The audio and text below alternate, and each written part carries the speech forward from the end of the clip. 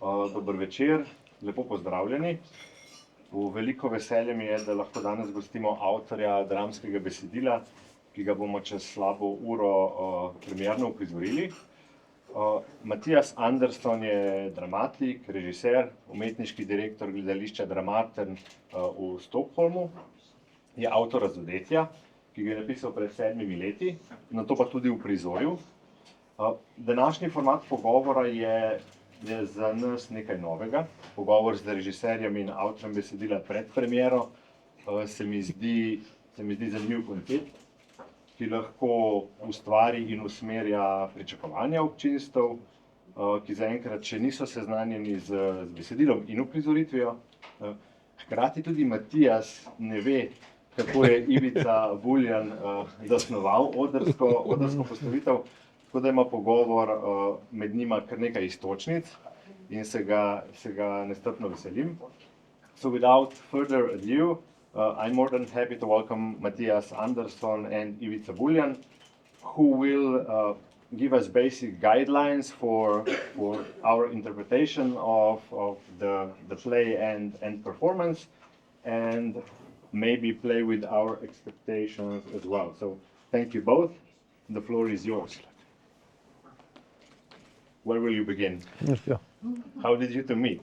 Okay. Via the text, I think. No. Yeah. Yeah, but then we met. We met, but in complete other context, you know. In Croatia, the National Theatre. Yeah, in National Theatre, but really like directors of the theatre in very formal conditions. And then I was directing in Oslo in National Theatre, and in 2 months I had a lot of time to discover the plays and to read the Norwegian, Swedish plays in English, French, or whatever translation. And then the dramaturg of det norske theater, Anders Hasmo, he said to me, maybe you will like one Swedish play. And that's funny, I didn't connect your name, I mean your position of the director of the theater with the name of the writer. It was my usual confusion.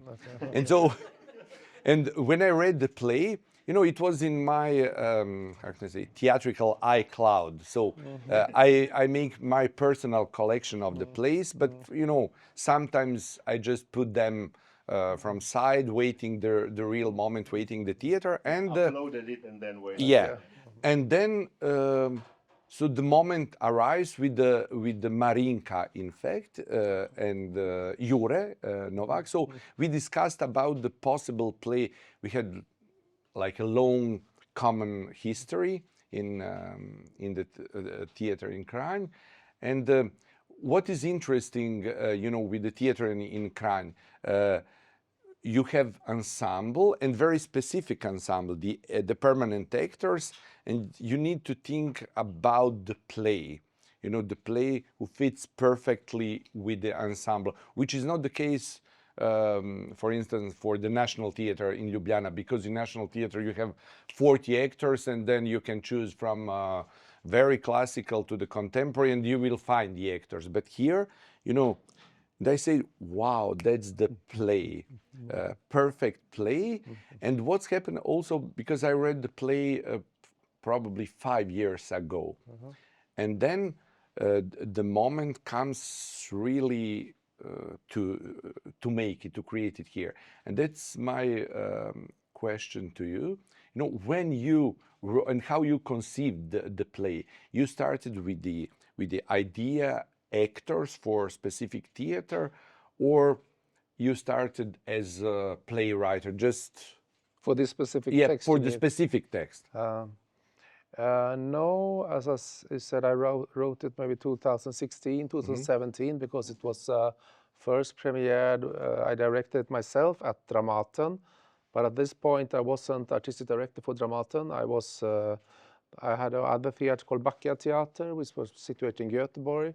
I was artistic director for this theater, and basically there I worked more with as a director, with more conceptual work. We had doing a lot of work. There was with the ensemble theater, really working more with documentary text, and I was also doing adaptations of novels.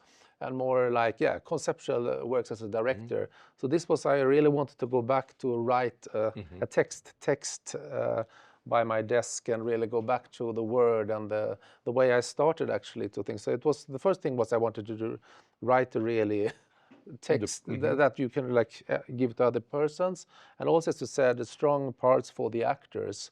It was something. On the other hand, I had this idea for many years about something inside. That's a person who tries to doing a extremely foolish sacrifice to save the world that is extremely childish, and put in this kind of and of course there is a tradition of this from Dostoevsky's The Idiot. There is you could say also other king, but this concept of goodness, this kind of naive childish belief, if I do this thing then I can really save the world. And also the what to say, the narcissism in this project also. This is the double thing in it, that is also some kind of arrogant thing to think that you as a human being can like be the savior of the world. So I had this idea, one combination, but it also I wanted to make a strong relationship drama with a couple that is really in a in a conflict and has a relation, and it's a relationship drama. But as I always, I think I started to write about this couple and have this idea that one of them should do something extremely strange, which is not possible to forgive, but the idea to doing it is to save the world, the sacrifice. But then all the time I think, and they are like, these couple are more like, say, middle class couple in the 35, 40 years old. But then I always want to look at the world in a bigger image, like in a whole picture, and thinking more polyphonic about it. So I think this line, I wanted to add other line with people from total other social, in other social positions. So there is also these two guys in a trash room, or like homeless or dealing drugs, and are really on the outskirts of society, and also putting in this kind of religious theme in this line.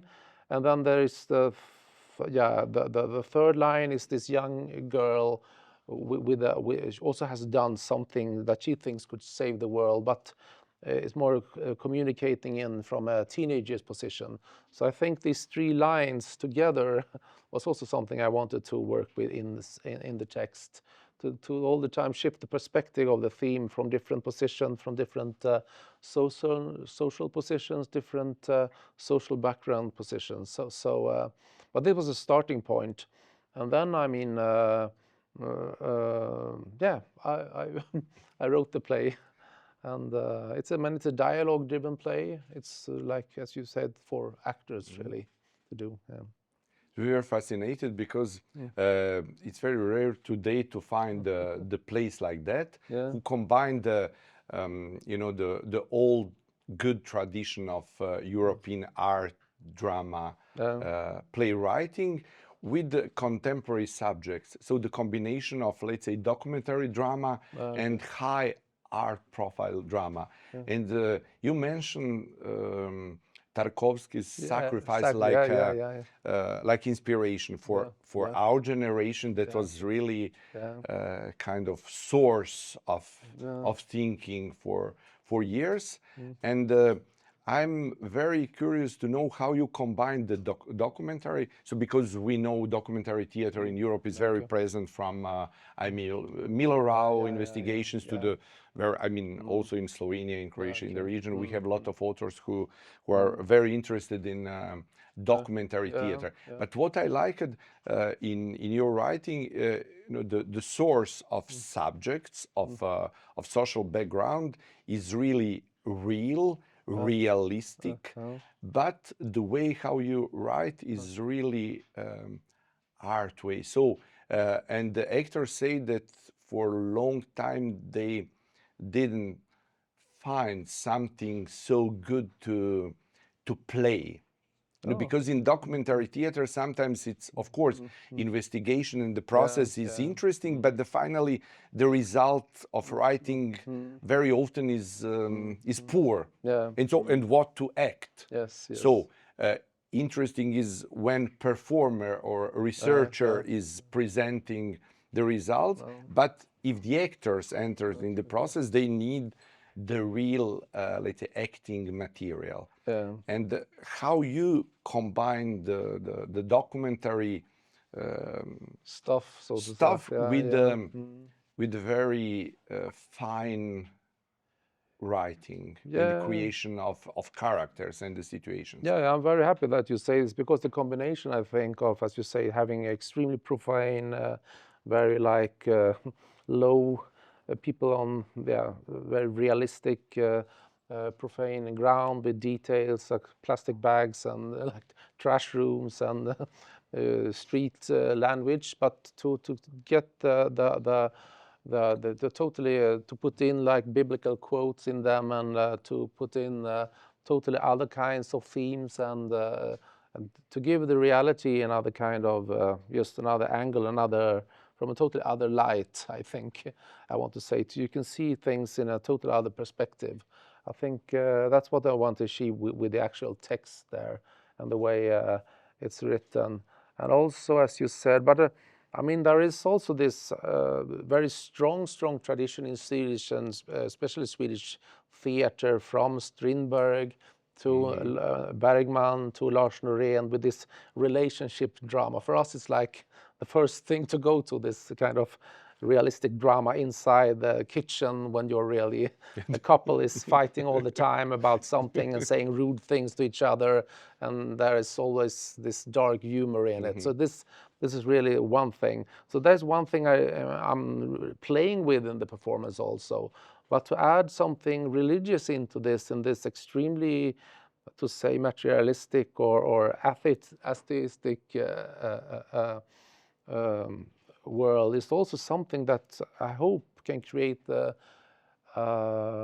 some confusion in the audience in a good way. That at least it worked in that way in Sweden, that people are they really serious about this religious themes, or is it just irony, or is it for real? And I think this naive, to put in our contemporary world today, these very childish, naive themes of goodness and forgiveness, and if I do this thing, then I can save the world, as I said. Then it's like, the combination there interests me very much. And also, as you said, but one thing is, I wrote it for Dramaten, this play. Actually, it was a play for Dramaten, and the tradition of Dramaten is very much the tradition of actors, really for actors, and very strong actors. A lot of them I worked with Ingmar Bergman in the former years, and you can see them on television. And so if you are not coming with them with the good material, they are they don't do it. So you need to try ways. So it was my way also to work myself into the Dramaten, to also giving them strong parts that they could like find inspiration for. At my other theater, Backa Theater, was more like a company, but you can do the way you speak, like this documentary project. They can do whatever, they can dance, they could like take whatever text and making theater of it. But this was a way also to make a more play, so to say, really. I hope it will work, and I think we'll see in the context here how it works. It's been played, how people will interpret it, of course. And the play was written in 2016. Yes. And so before COVID, because to wars, I mean, to global wars. And now I think it's much more, I mean, actually it's sometimes it's very naive word to explain something, you know, because we are always searching for actual, but you know, the play is, I think, even more strong, because the conditions in one part of the play, you mentioned, we feel that the end of the world is here, but now what is, if we compare with the 16 was kind of paradise. I mean, comparing with the world today. Yeah, of course. I mean, that's the word, the revelation. I don't know I mean, it's like the book of Revelation. It's the English term into the Bible, but it's both revelation in the way that you got a revelation, but it's also apocalypse. I mean, it's the double meaning of the word. So of course, this is very present also.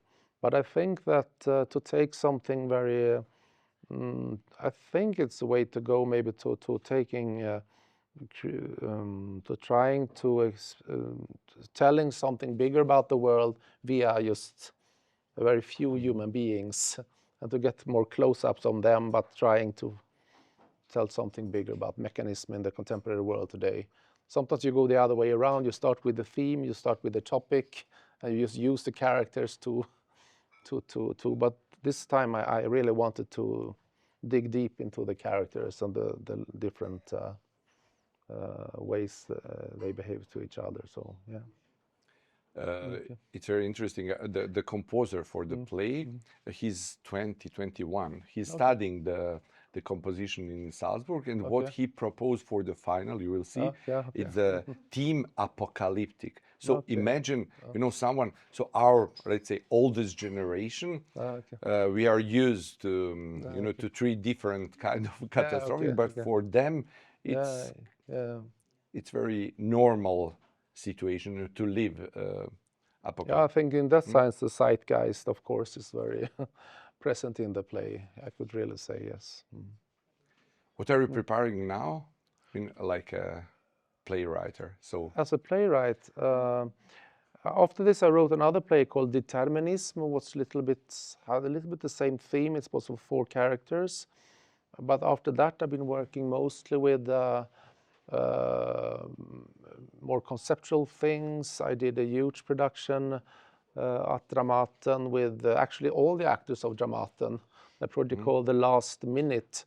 And it was when I started as artistic director at Dramaten, 1 week after I started, the COVID broke out. So it was really a closed theater I took over and had to deal with all the things. And then we were closed for 2 years. And I gave a task to all the actors then, because it's almost nearly 100 actors working at Dramaten, 100 actors. So it's a very big theater. And I gave each of them saying, if you just have 1 last minute on stage, when we reopen as a single actor, what would you choose to perform? So I gave this talks to all of the actors, and in their solitude, in their loneliness, they thought about this. And they come back to me and said, I want to sing this song, I want to do this monologue from Shakespeare, I want to do this poem. And out of this, together with the choreographer, I created a piece for almost 80 actors on stage was there. So it was a reopening of Dramaten. So that has been running. So I've been doing more of these kind of concepts the last years. Now I'm working actually with a version of Ingmar Bergman film Schande, Shame. It's a film from 1968, not his most famous. It's about an artist couple who goes out to an island to live only for their art and their love and their relationship. It's Liv Ullmann and Max von Sydow, and then there comes a war, and it comes closer and closer. And the story of the film is like really how these people are not capable of interact and take stand in the conflict and to behave in the way they are supposed to behave. And the line, they are just artists or are they not? So there was a lot of relevant theme, I think. It will open on the 1st of February at Dramaten, so I'm doing my own adaptation of this film and making it contemporary text. So this is what I'm working on now. But I would say I'm very happy that you are also, it's a great pleasure that you invited me here to looking very much forward to see the performance. So yeah, and hope it will function in this. It's always interesting when you go and see text in different cultural contexts, of course, because see how people relate to the different themes and also what the word and the terminology means. I mean, there was some German. I have a German publishing firm also that read my text, and this text they were a little bit they couldn't really this religious theme, is it like for real, or they were have a little problem with it. So they were a little bit scared of it, that it should be. They have translated other of my plays to German, but this text they were a little bit. Yeah, but after a while they were like more convinced. So I wonder how it will work here now. Okay. Maybe Marinka could say, like a dramaturg of the project, how interesting was to, I mean, really to put the play into Slovenian language. And right now, I think it's so natural in a way. So it's not, we don't feel like, you know, sometimes you strongly feel the translation of some text from other culture. But here it's really like, how can I say, common European culture, which is base for the play. If you, I mean, yeah, if you if you want to say something about our experience working on the really on the body of the text, I don't want to say really text, but it was really, I mean, working on the small partitions to find the perfect measure for the actors. I don't know what to say at this moment. It was very exciting for me because all these characters are so. We just. It's. I don't know what to say, but it's people, common people. People and situation, their situation, they are so. So common for us, for me, for everybody. So we recognize in their situation, our situation. So it's not we are in Slovenia and you are from Swedish. It's also like about language, but I'm not a lector, so it's difficult to say about language. But I think it's. Okay, translation and our adaptation to common language. Oh.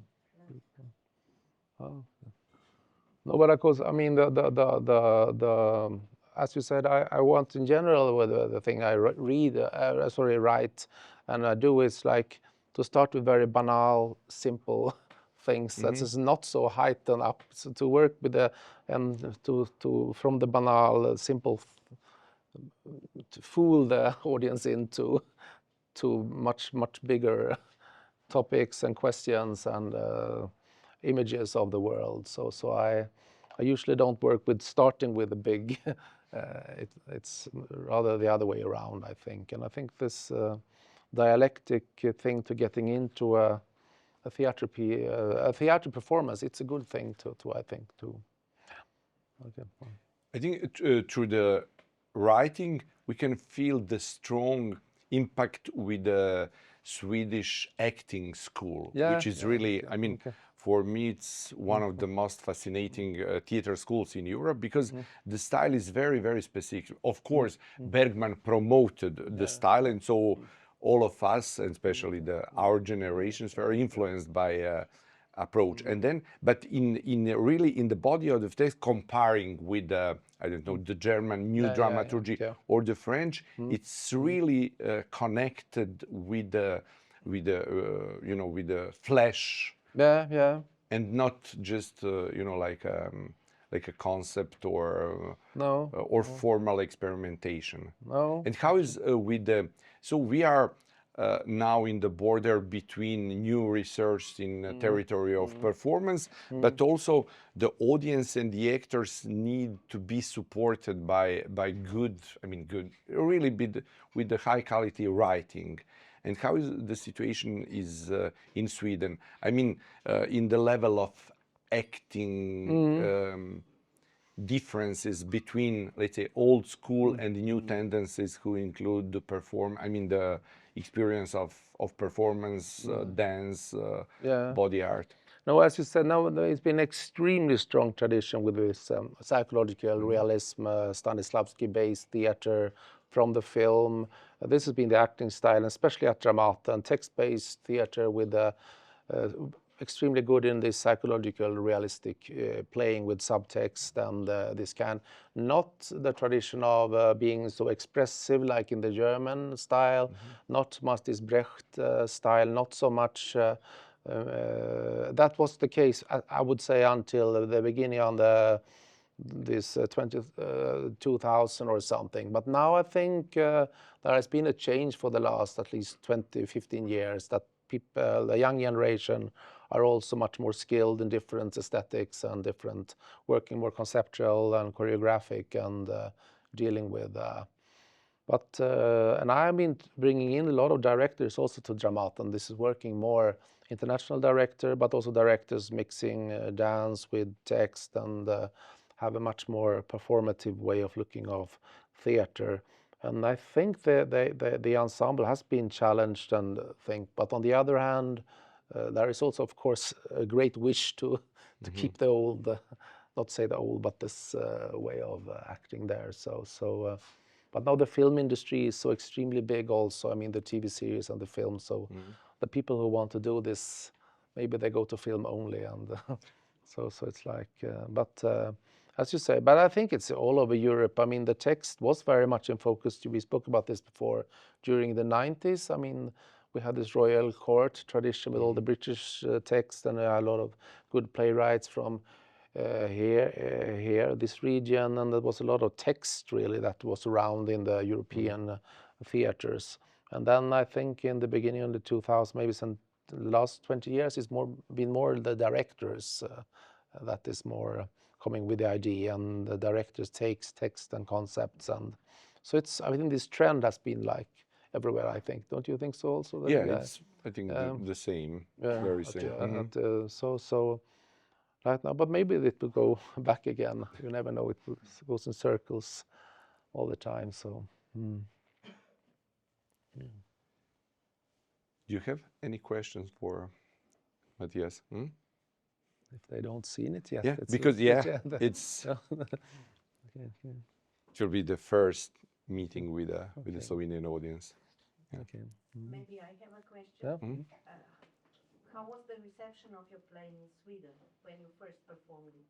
I want to say not only the critics in the newspapers or the media, but what did people feel about it? The ones you knew or. No, I think it was for this piece. It was very good. I think, in general.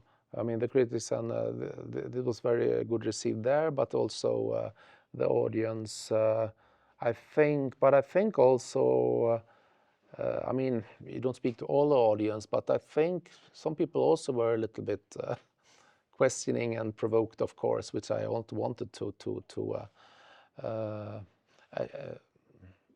I wanted to, yeah, that was also something, not provoked, but maybe people can also be, because it's working with an enigma, the play also, and some of the people tends to be more provoked if they don't really understand, rather than if there is a theme, because if there is a theme people don't like, then they can feel very safe and they say against the theme.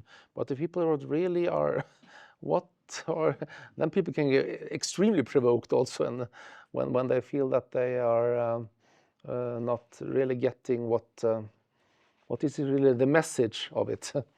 So I think maybe there were some reactions there, but in general I would say it was a good reception for different. Even you directed it. Yeah. And then it was translated in German? Then it was first translated into Norwegian. Okay. And there is, as we spoke about, there is two different Norwegians actually, Bokmål and Nynorsk, and they did it in two different theaters in Norway, and then it's also translated into English. It was English, yes, English. And performed in UK? No. No, not just. Do they do anything that the British? They only do British playwrights there, so I never heard about in the UK, almost. So no, and I think the Polish as well. It's been translated. So. But the first play that you're going to of your play that you're going to see in another language. No. Okay. Which ones have you seen? No, I've seen many other plays in Italian. The term is Of this particular. of this particular. Yes. Yeah, of this particular play. I've seen it in Norwegian as well. Okay. Okay. How different is the Norwegian language of Swedish? It's very close. Yeah, Very close. very close. Because I'm wondering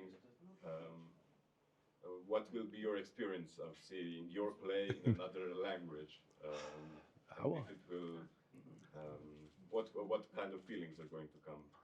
I see me like Ivice, of course you are around for festivals all the time, seeing theater in different languages. And the strange thing with theater is you can always see, you get if it's good or bad. Even if you don't know the language. So you can see if there is a presence in the actors and if there is like.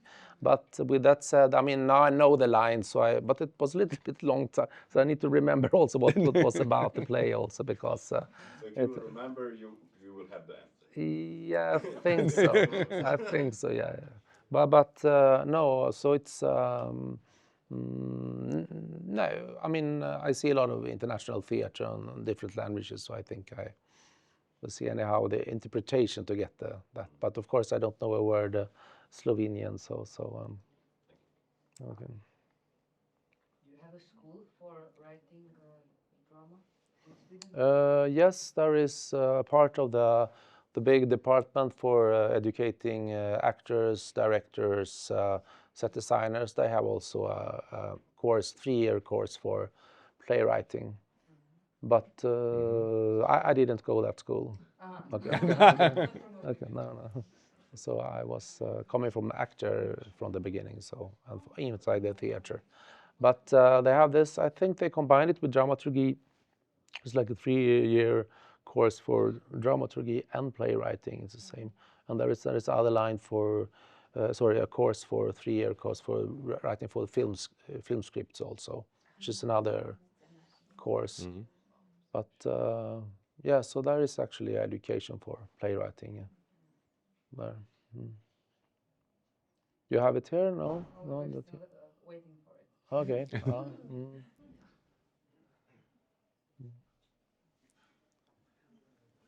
You mentioned that you directed this play yourself. Yeah.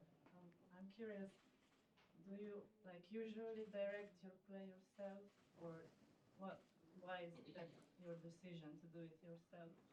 You are also a director, or first a playwright, or both? I would say first a playwright, and then I became a director, because it's a good way to get your play done. Then you don't need to wait for you don't need to wait for another director also to like your play. So it's like I think I started at this, but yeah, I mean, some people say it's. I mean, I think there are good things and bad things about it. I mean, in one way you can.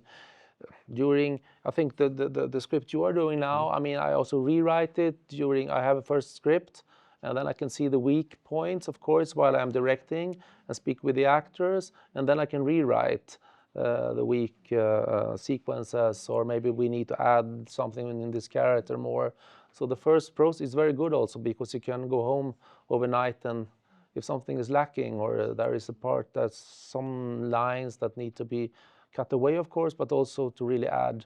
So I think some of those end monologues in it, or the whole the last monologue and this last part, it was really a demand, I think. That was not when we had the first, I wrote it during the rehearsals, this monologue that the guy has about when he's out in the forest and see that text. Sam's monologue. Yeah, Sam's monologue, exactly. And the end monologue when she speaks about the rope and this. I also wrote this, so it was more that you could see in the actors and feel that something in the performance was missing. So that's a good thing about it.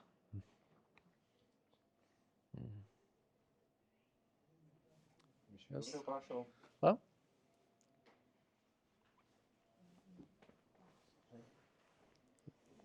Hvala vsem. Imamo približno 20 minut do začetka predstave, tako da lahko še malo sprostimo in osvežimo. Thank you both. Okay. Enjoyed. I hope you enjoyed the Ja, program. for, I,